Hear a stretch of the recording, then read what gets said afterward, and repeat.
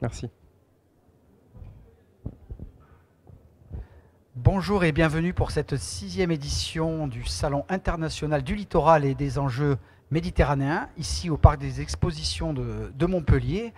Rendez-vous sur le plateau média avec nos partenaires et nous recevons Fabien Bourgeois. Bonjour. Bonjour. Vous êtes responsable partenariats régionaux de la Banque des Territoires Occitanie, qui a été très présent aujourd'hui sur le salon.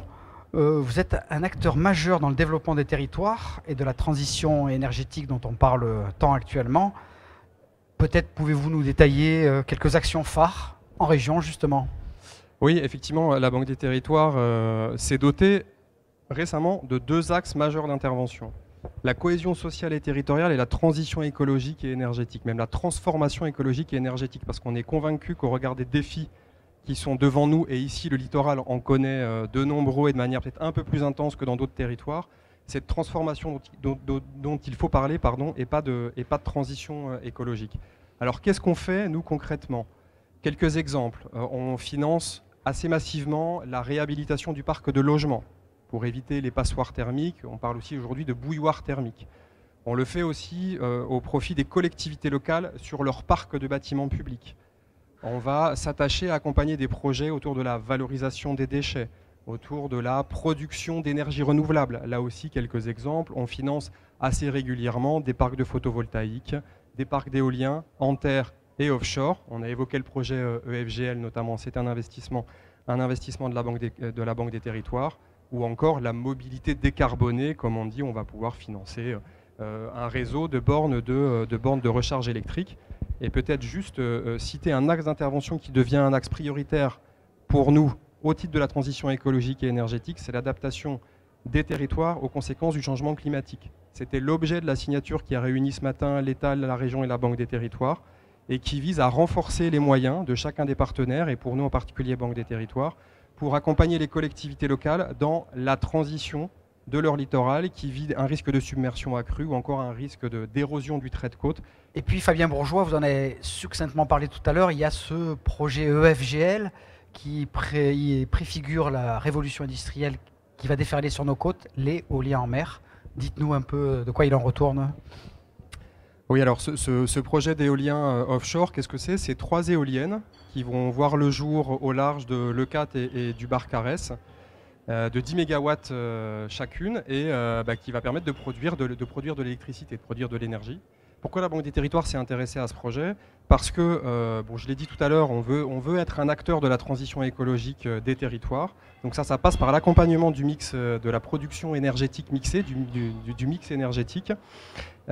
Et pour massifier ces investissements et garantir notre souveraineté énergétique, c'est quand même un enjeu du moment assez fort, il faut en passer par des phases pilotes qui vont permettre de structurer une vraie filière énergétique après. Et c'est tout le rôle de la Banque des Territoires, de la Caisse des dépôts, d'être présente à ce moment-là, au début de l'histoire, là où d'autres investisseurs veulent moins prendre de risques. Et donc nous, notre rôle comme établissement public, c'est aussi de prendre ces risques-là.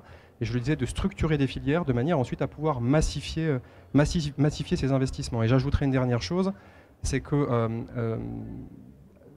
au-delà de ce projet, ou en parallèle de ce projet, la Banque des Territoires est aussi investisseur dans le port de Port-la-Nouvelle, qui veut être le port de la transition écologique et énergétique de la région Occitanie. Et ce faisant, on permet de maintenir et de créer de l'emploi pérenne et de l'emploi non délocalisable, et d'accompagner dans la région, donc dans le port qui demain sera le port de la Méditerranée, de l'éolien et de l'hydrogène vert. Très bien, magnifique projet pour 2024, ces 3 éoliennes. Et 2024, ça sera aussi pour la Banque des Territoires la question du cycle de l'eau. Est-ce que vous avez des actions structurantes qui s'annoncent? Oui, la problématique hydrique est un sujet national, même au-delà, très fort, mais particulièrement prégnant ici en Occitanie. On a vu l'été qu'on a passé avec une problématique de la ressource qui est très importante ici, problématique à la fois de quantité, mais aussi de qualité.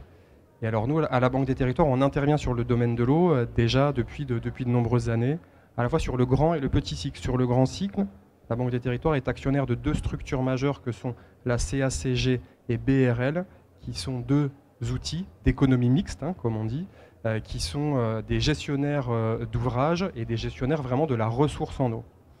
On accompagne d'ailleurs leur développement. On a recapitalisé l'année dernière la compagnie, enfin la CACG, de manière à ce qu'elle déploie un plan d'investissement massif qui vise avant tout à préserver la ressource en eau et aussi à faire du développement écologique avec des sources d'énergie nouvelles. Voilà.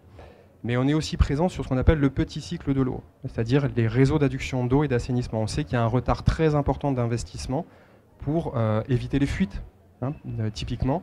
Et donc pour ça, on a déployé, on continuera de déployer, on souhaite vraiment le massifier, nos prêts de long terme. Quand je dis des prêts de long terme, c'est des prêts qui peuvent courir jusqu'à 60 ans.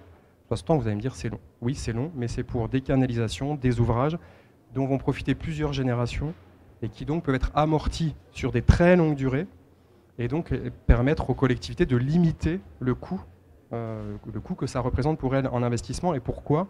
Pour leur permettre de faire davantage et d'accélérer les investissements pour une raison essentielle qui est celle qu'on évoque, qui est celle de la préservation de la ressource. Fabien Bourgeois, merci beaucoup. Bon salon. Avec plaisir.